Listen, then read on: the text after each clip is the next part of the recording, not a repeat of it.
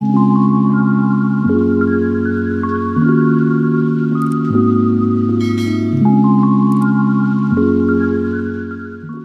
214.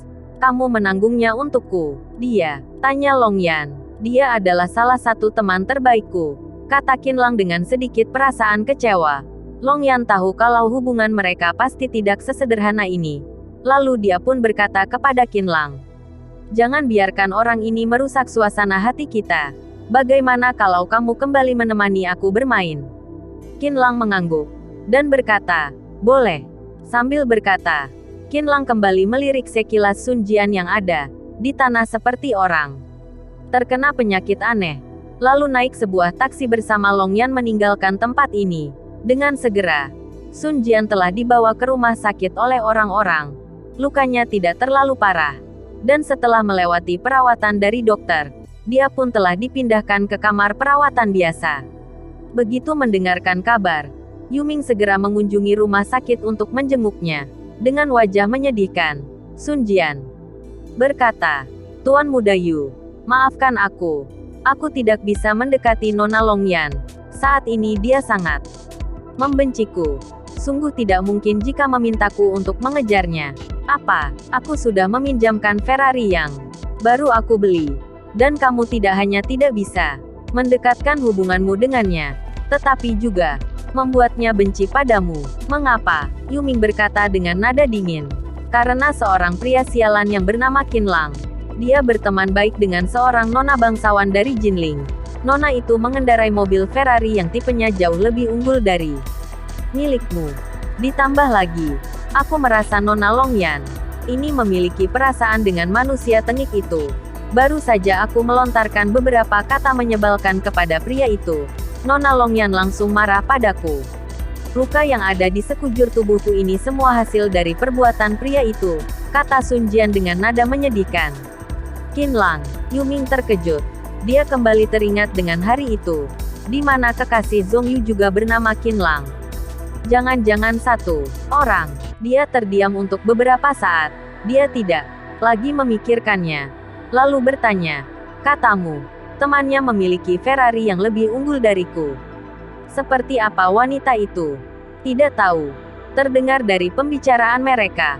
Wanita itu seperti seorang putri dari keluarga bangsawan di Jinling. Ujar Sun Jian. Jinling. Yuming memutar otaknya. Dan kemungkinan keluarga yang itu pada saat ini. Pengawal Yuming bernama Bao Tong berjalan masuk ke dalam bangsal. Lalu berkata, Tuan Muda Yu, aku sudah menemukan informasi mengenai kedua orang ini. Orang yang membawa mobil Ferrari itu adalah Nona Peng. Meng dari keluarga Peng di kota Jinling. Sedangkan Qinlang, dia adalah seorang mahasiswa di Universitas Jiangnan. Dari informasi yang didapat, dia telah menyumbangkan 1,5 juta euro untuk sekolah. Tetapi biasanya dia adalah seorang bajingan biasa. Dan Samapi hari ini masih belum diketahui dari mana dia mendapatkan uang sebesar itu. Yuming memikirkan hal ini dalam benaknya. Lalu mencibir. Keluarga Peng hanyalah segelintir keluarga di kota Jinling. Berbeda jauh dengan keluarga Yu. Tidak perlu dihiraukan Peng Meng ini. Apalagi dengan si Qinlang itu. Tuan Muda Yu.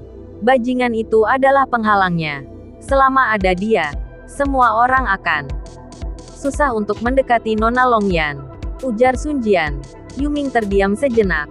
Lalu berkata, karena Longyan ini susah didapatkan, maka tidak usah mengejarnya. Sun Jian terkejut. Dan bertanya dengan heran. Tuan Muda Yu, apakah kamu sudah tidak ingin memainkan Nona Longyan?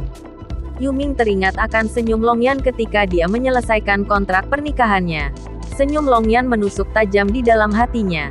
Dengan senyum dingin, Yuming berkata, dia adalah seorang yang begitu menggoda.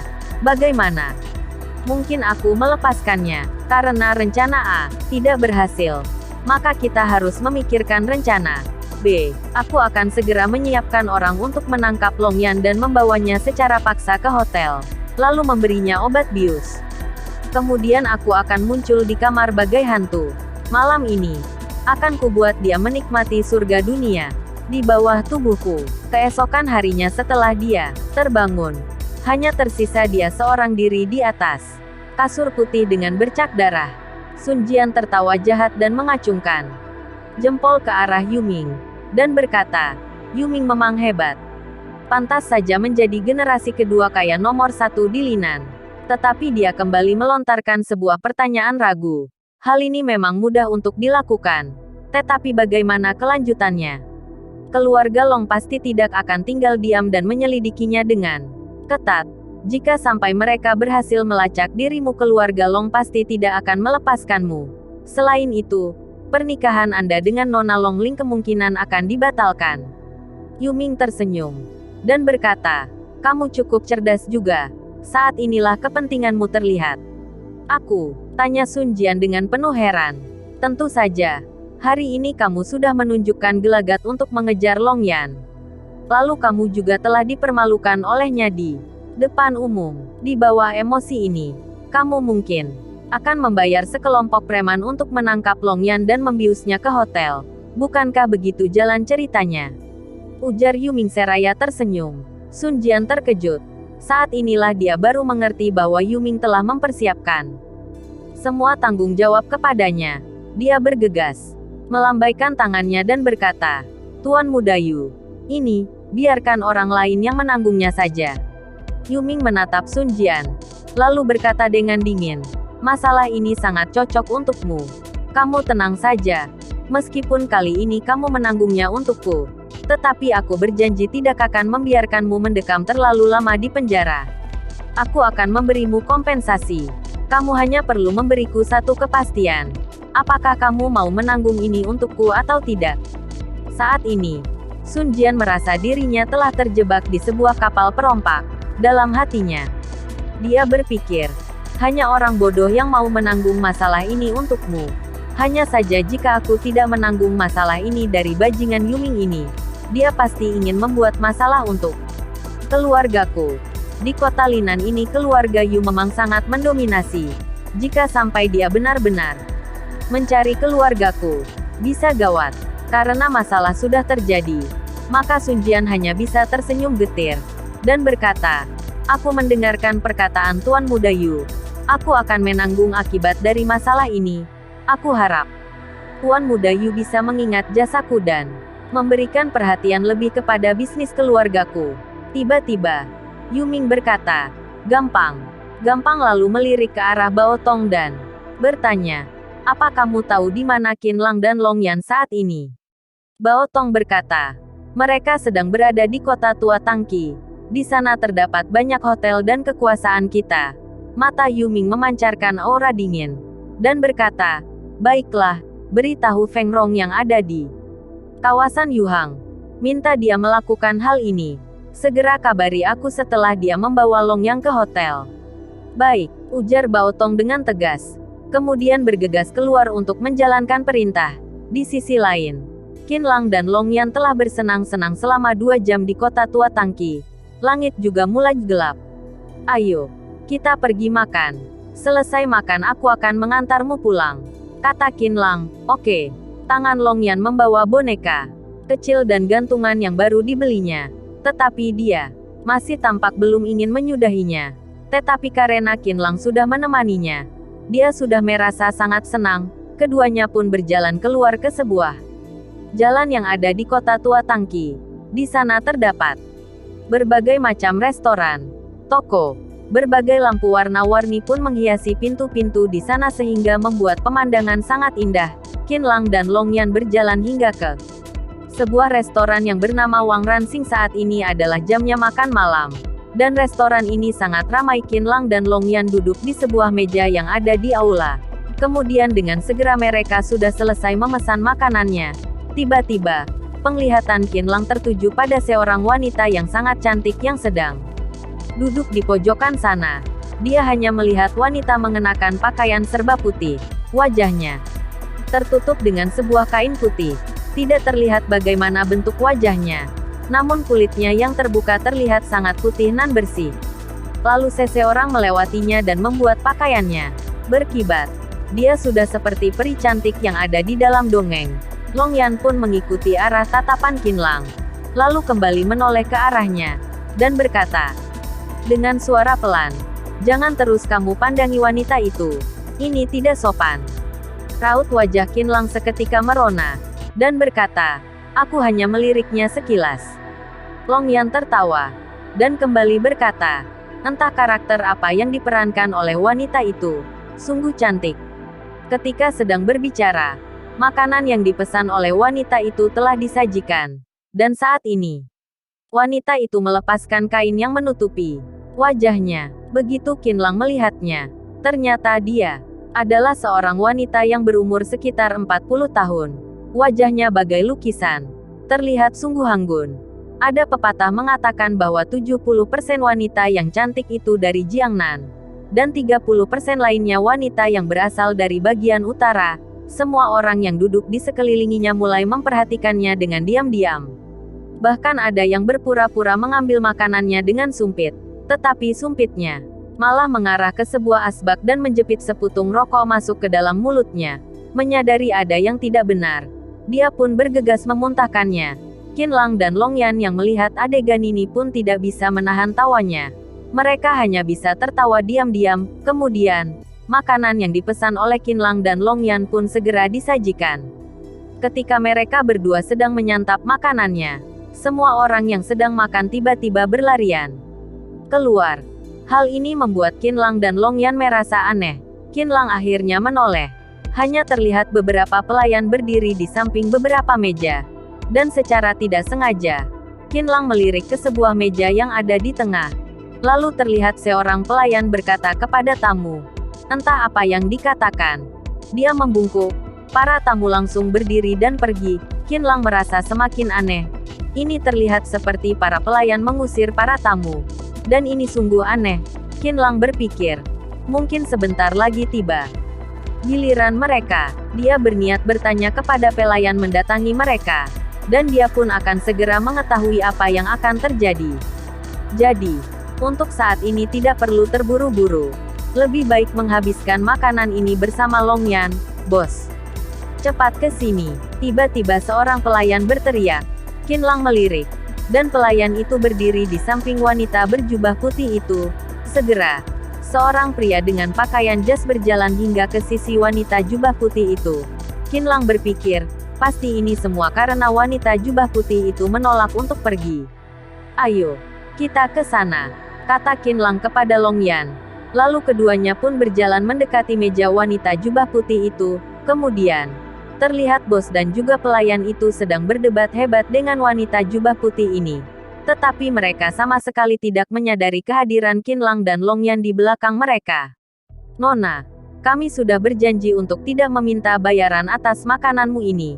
Bisakah sekarang juga kamu keluar dari sini? Ujar bos tersebut sambil mengerutkan keningnya. Aku hanya ingin makan dengan tenang. Selesai makan, aku akan pergi dengan sendirinya. Tolong pergilah, kata wanita berjubah putih. Sudah berkali-kali kami sampaikan dan kamu tidak mau dengar. Apa kamu pikir karena kamu cantik dan aku tidak berani menyentuhmu?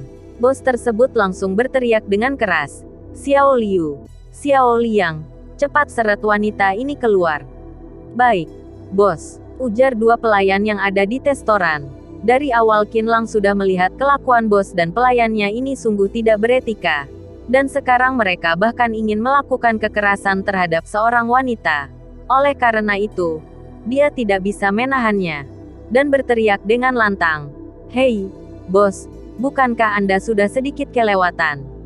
Bos itu menoleh dan ketika dia melihat Qin Lang, wajahnya yang tadi sedang cemberut, tiba-tiba mengeluarkan ekspresi kaget dan takut. Lalu, memundurkan langkah kakinya. Namun segera dia kembali normal. Dan berkata, jangan ikut campur masalah restoran kami. Lalu, dia kembali berkata kepada dua pelayannya, kenapa kalian diam saja? Cepat bawa wanita ini keluar. Kedua pelayan itu segera tiba di sisi wanita tersebut. Sambil memegang lengannya, mereka hendak menyeret wanita ini keluar. Apa yang kalian lakukan? Qin Lang mendorong dua pelayan itu. Kemudian memasang badan untuk wanita jubah putih ini. Dan berkata kepada pemilik restoran, bos, apa kamu tidak bisa berbisnis? Apa kamu tidak tahu kalau tamu adalah raja? Siapa yang memberimu hak sampai memperlakukan pelanggan dengan tidak sopan? Jujur saja, Jika kalian memperlakukan pelanggan seperti ini, tidak perlu lama. Restoran kalian pasti akan bangkrut. Qinlang memarahi pria berjas tersebut dengan cepat, lalu menoleh ke arah wanita jubah putih dan berkata, "Nona, pelayanan restoran ini sangat buruk. Lebih baik kita pergi saja dari sini. Ayo pergi bersama kami saja." "Benar, kakak. Ayo kita pergi. Kita cari restoran lain dan makan bersama," ujar Long Yan, sambil menarik tangan wanita jubah putih tersebut. "Baiklah. Ayo, kita pergi," kata wanita jubah putih itu seraya tersenyum datar. Kemudian mereka pun bersiap untuk keluar dari restoran ini. Tiba-tiba, pria berjas itu menarik lengan Qinlang.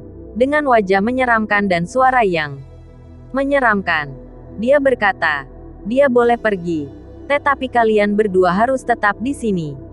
Apa hak kalian? Minggir!" Qinlang mendorong pria berjas itu dengan kasar. Tetapi pria itu tetap menarik baju Qinlang dan Long Yan. "Kalian tidak boleh pergi." Dan pada saat ini, tiba-tiba belasan pria dengan penampilan menyeramkan masuk. Pemimpinnya adalah pria botak. Terdapat jenggot di bawah dagunya.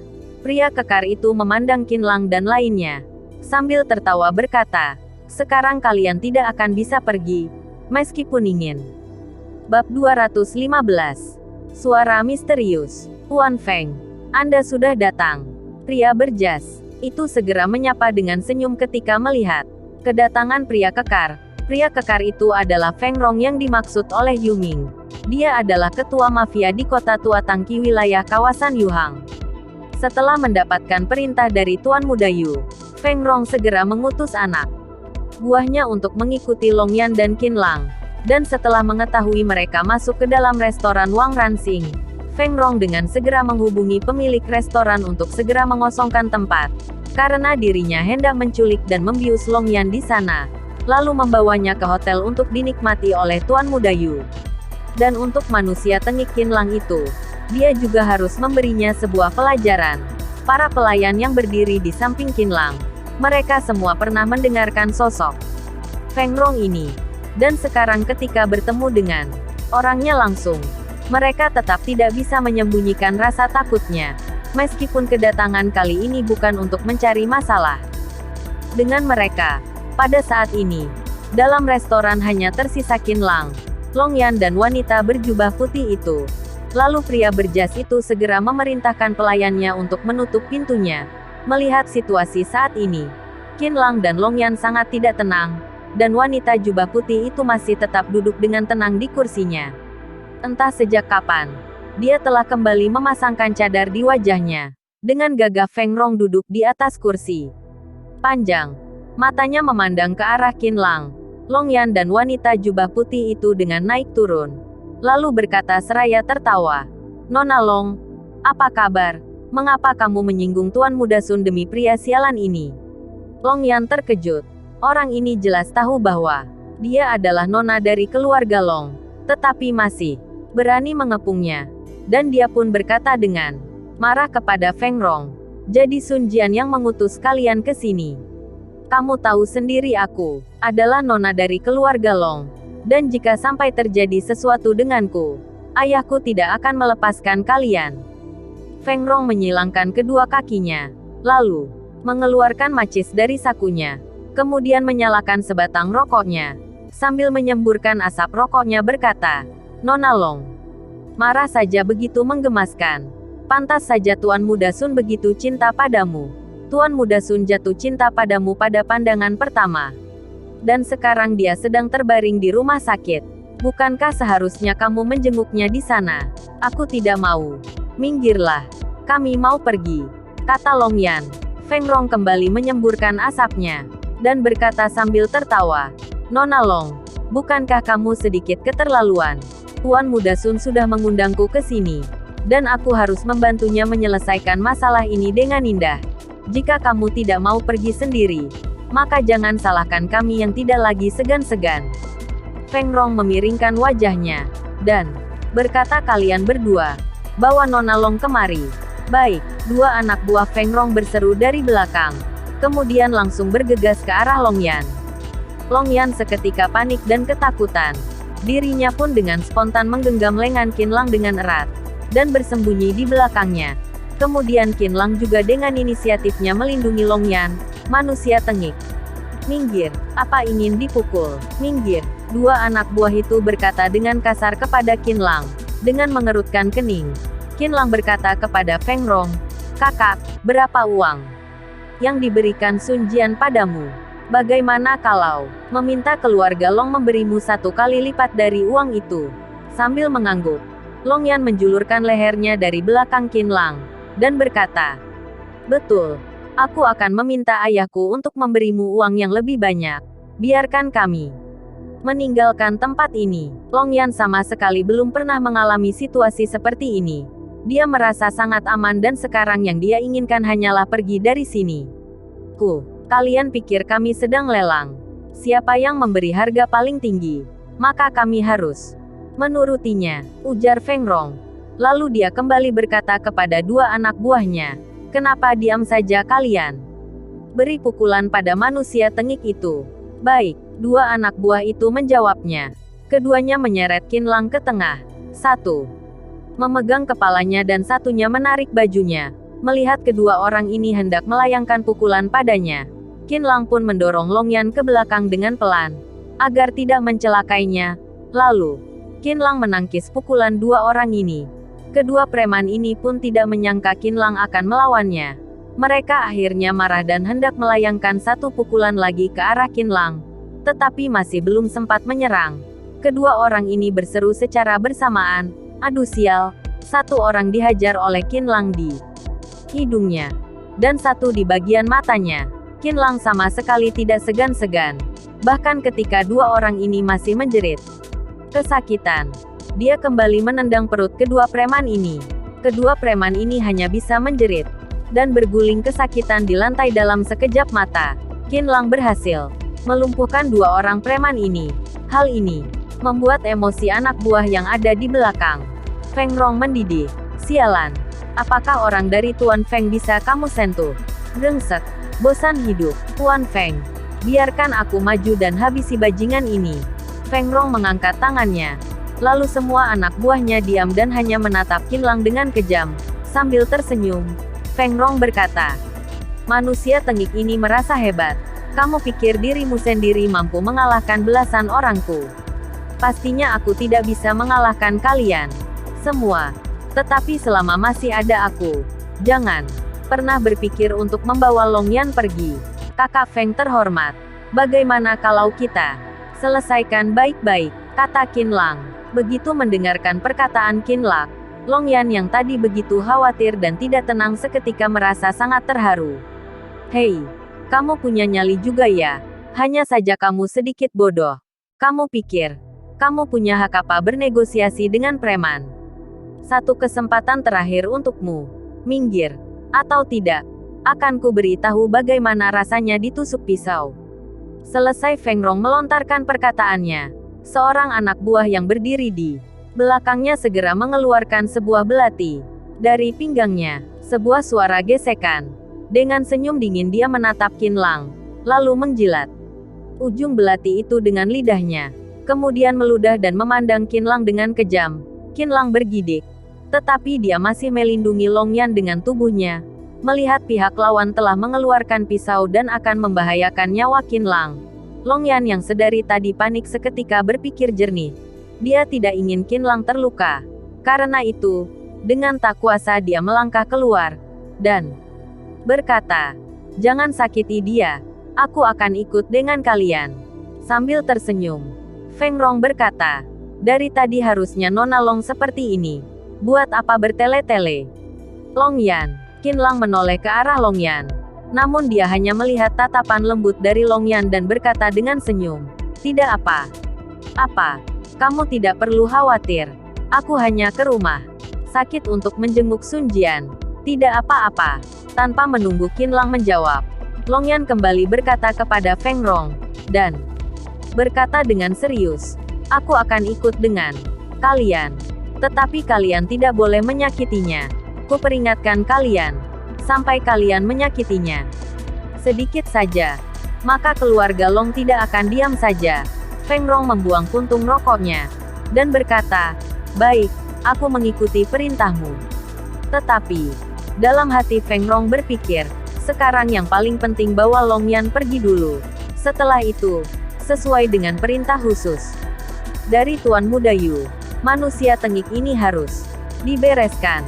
Bagaimana mungkin dilepaskan begitu saja? Tinggalkan beberapa anak buah untuk mengepungnya dan menghajarnya. Feng Rong memandang Long Yan, dan mencibir dalam hatinya. "Nona Long, kamu pikir kami benar-benar membawamu untuk bertemu dengan Tuan Muda Sun? Pikiranmu sederhana sekali. Kami akan langsung membiusmu ketika kamu naik ke mobil kami, lalu membawamu ke hotel. Dan setelah Tuan Muda Besar Yuming mencicipi seluruh tubuhmu, keesokan harinya kamu hanya akan menyadari dirimu telah terbaring sendiri di atas ranjang dengan keadaan telanjang. Kamu pasti akan menyalahkan Tuan Muda Sun, bukan? Haha." Rencana Tuan Muda Yu memang cerdas.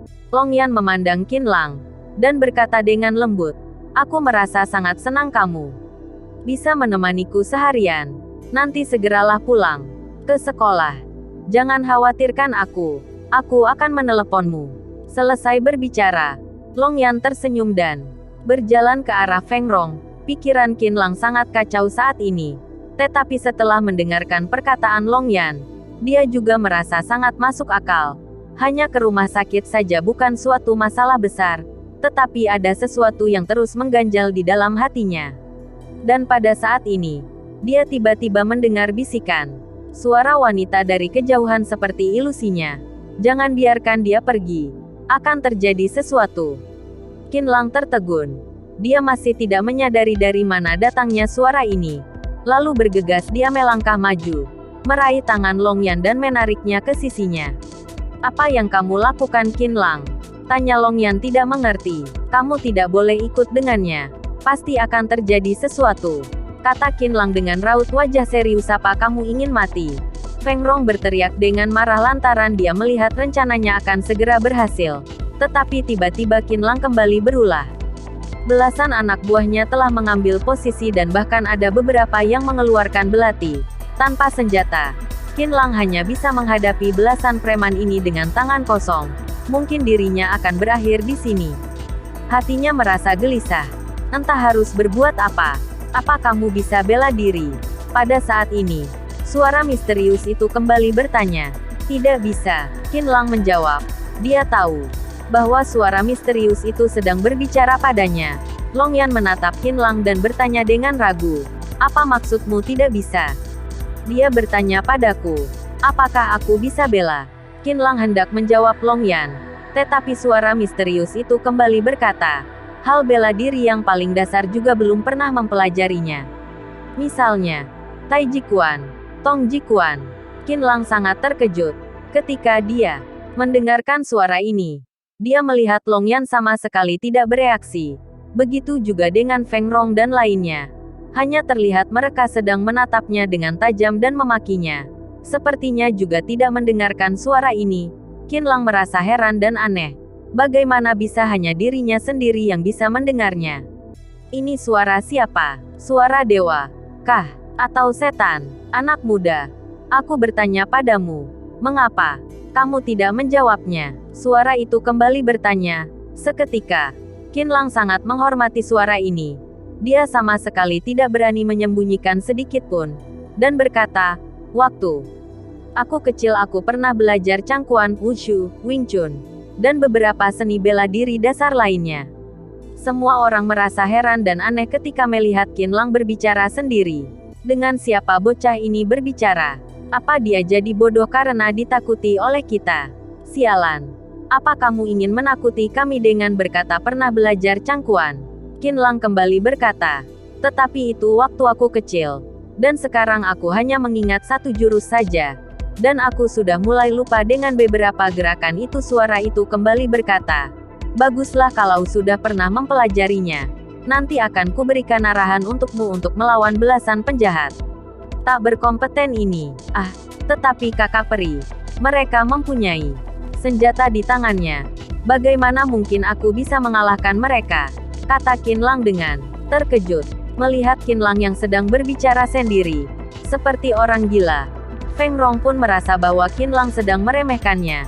Dengan dingin dia berkata, manusia tengik itu berpura-pura bodoh. Bahkan dia juga mengatakan ingin bertarung dengan kita. Kalau begitu tunggu apa lagi? Hal yang harus kalian perhatikan adalah, jangan sampai melukai Nona Longyan. Kalau tidak aku akan menghabisi kalian. Nona Longyan, kami ingin menghabisi manusia bodoh ini. Lebih baik kamu minggir. Karena kaki dan tangan tidak mempunyai mata, Feng Rong memiringkan wajahnya kepada anak buahnya, dan berkata, bukankah barusan kalian terlihat sangat bersemangat? Sekarang kalian semua maju.